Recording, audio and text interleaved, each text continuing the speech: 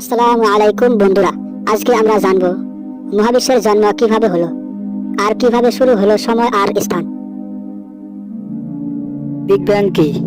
অনেকে মনে করেন এটা ছিল একটা মহাবিস্ফোরণ, কিন্তু এটা ছিল না কোনো ব্লাস্ট, বরং এটি ছিল এক ধরনের প্রসারণ। কবে ঘটেছিল বিগ ব্যাং?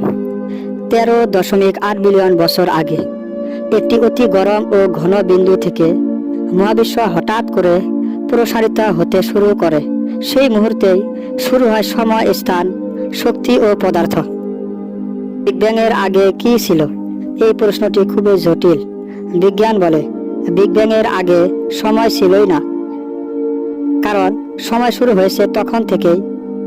এখনো বিজ্ঞানীরা এর উত্তর খুঁজেছেন। বিজ্ঞান কিভাবে জানলো দূরের গ্যালাক্সিগুলো দূরে সরে যাচ্ছে? আকাশে ছড়িয়ে আছে পুরনো তাপরশ্মি, সিএমবি, হাইড্রোজেন ও হিলিয়ামের পরিমাণ ঠিক যেমন আশা করা হয়। এসবে বিগ ব্যাং এর প্রমাণ। এগুলো থেকে বিজ্ঞানীরা নিশ্চিন্ত হন। বিগ ব্যাং এর পরে কি হয়েছিল?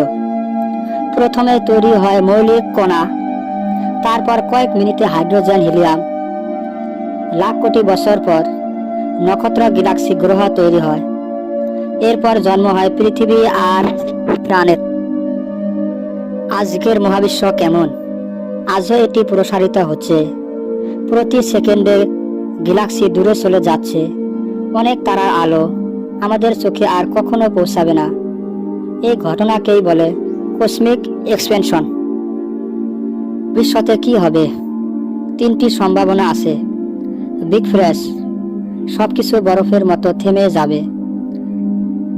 বিগ ক্রাঞ্চ, সবকিছু আবার সংকুচিত হয়। বিগ রিপ, প্রসারণ এত বাড়বে যে সব ছিঁড়ে যাবে। এই 3টি নিয়ে এখনো গবেষণা চলছে। ধর্ম ও বিজ্ঞান। বিজ্ঞান ব্যাখ্যা দেয় কিভাবে সৃষ্টি হলো। ধর্ম বলে কে সৃষ্টি করলেন। বিগ ব্যাং তত্ত্ব অনেক ধর্মীয় বক্তব্যের সাথে বিরোধ করে না, বরং অনেক মিল পাওয়া যায়। দুটো একসাথে চিন্তা করলে সৃষ্টির রহস্য আরো গভীরভাবে বোঝা যায়। মজার তথ্য। বিগ ব্যাং নামটা আগে মজা করে বলা হয়েছিল।